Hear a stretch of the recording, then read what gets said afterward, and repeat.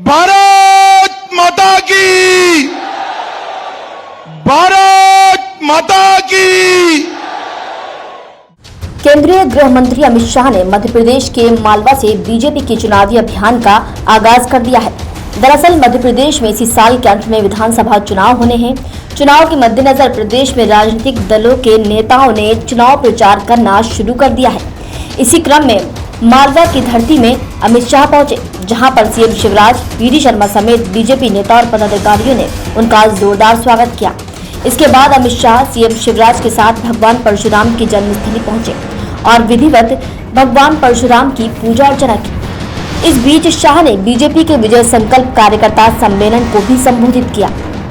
शाह ने कार्यकर्ताओं को 2023-2024 के चुनावी जीत का संकल्प दिलाया। इस दौरान उन्होंने कांग्रेस और विपक्षी दलों पर जमकर निशाना साधा।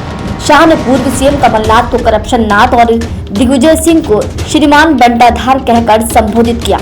उन्होंने कहा कि कमलनाथ की सरकार 1.5 साल तक चली। हमारे शिवराज सिंह ने जो योजनाएं शुरू की थी उन्हें कमलनाथ ने बंद कर दिया था। योजनाओं का पैसा खाने के लिए उन्हें बंद कर दिया गया। साथ ही अमित शाह ने यूपीए सरकार पर भी निशाना साधते हुए कहा कि अब देश में मौनी बाबा की सरकार नहीं है, नरेंद्र मोदी की सरकार है। मोदी ने पूरी दुनिया में भारत का झंडा बुलंद किया है। सोनिया मनमोहन की सरकार थी, यूपीए की सरकार थी। 4 से 14 तक आए दिन पाकिस्तान से आलिया, मालिया, जमालिया आते थे और गोलियां चलाकर बम धमाके कर चले जाते थे और केंद्र की सरकार ऊप तक नहीं करती थी। मोदी जी की सरकार आई, पाकिस्तान को लगा फिर से एक बार कर लेते हैं। उरी और पुलवामा में उन्होंने सेना के और सीआरपीएफ के जवानों पर हमला किया। वो भूल गए कि यूपीए की सरकार नहीं है, भाजपा वालों की सरकार है और मौनी बाबा मनमोहन सिंह नहीं, नरेंद्र मोदी प्रधानमंत्री है। नरेंद्र मोदी प्रधानमंत्री।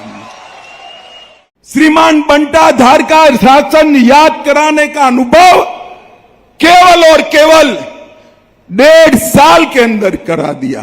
बड़े बड़े कामों के टेंडर निकलवाकर कॉन्ट्रैक्टर से कमीशन खाने के लिए गरीबों की योजनाओं को बंद कर दिया था। 18,000 से ज्यादा ट्रांसफर क्लास 1 ऑफिसर के 1.5 साल के अंदर किए गए। 18,000 से ज्यादा। मध्य प्रदेश में उनके समय में कोई नई इंडस्ट्री तो नहीं आई, मगर इन्होंने एक इंडस्ट्री चालू कर दी, ट्रांसफर इंडस्ट्री जरूर चालू कर दी। उनके दलालों को कहकर इनके घर भरने का काम किया। बता दें कि अमित शाह ने विपक्षी एकता पर भी सवाल खड़े किए हैं। उन्होंने कहा कि ये लोग अनुच्छेद 370 खत्म करने का विरोध करते थे।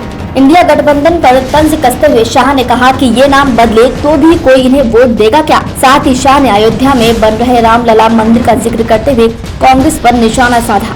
उन्होंने कहा कि रामलला टेंट में विराजमान थे और कांग्रेस मंदिर के काम को लटका रही थी। कोर्ट के फैसले के बाद मोदी जी ने राम मंदिर का भूमि पूजन कर दिया। डेस्क रिपोर्ट, मुंबई महानगर।